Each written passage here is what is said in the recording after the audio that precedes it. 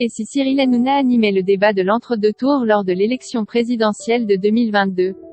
Cette suggestion a été émise par Marlène Schiappa, ministre chargée de la citoyenneté dans les colonnes du magazine M, ce vendredi 23 avril.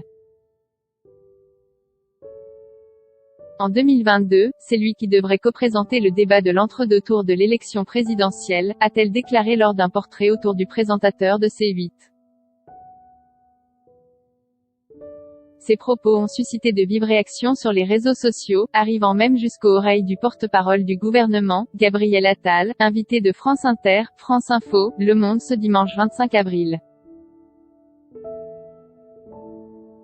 C'est une manière de dire qu'il s'est installé dans le paysage médiatique et politique, a-t-il justifié. Gabriel Attal a rappelé qu'avec ses émissions, notamment Touche pas à mon poste et Balance ton poste, Cyril Hanouna aborde des enjeux politiques et de société. Il y a beaucoup de Français qui regardent, a ajouté le porte-parole du gouvernement. Par ailleurs, ces derniers mois, ministres et secrétaires d'État se sont succédé sur les plateaux de télévision aux côtés de Cyril Hanouna. Gabriel Attal s'y est notamment rendu à plusieurs reprises. J'ai eu l'occasion de participer à ces émissions. Je n'ai jamais eu à m'en plaindre, a-t-il fait savoir ce dimanche 25 avril. C'est quelqu'un de brillant. Pour Marlène Schiappa, Cyril Hanouna a joué un rôle important dans la sphère politique ces derniers mois, ce qui justifierait son rôle dans le futur débat.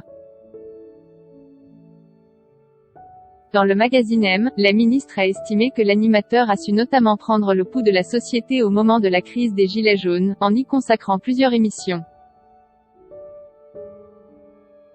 C'est quelqu'un de brillant, qui connaît la société française. Mais il est de bon ton de cogner sur lui, cela relève du mépris de classe, a affirmé la ministre, au sujet de celui qui, pendant un temps, s'est vu être propulsé comme candidat à l'élection présidentielle de 2022 par plusieurs rumeurs. Ces dernières ont été démenties par le principal intéressé qui ambitionnerait de recevoir sur son plateau, un par un, puis tous ensemble, les candidats à la prochaine échéance présidentielle. Article écrit avec la collaboration de 6 médias.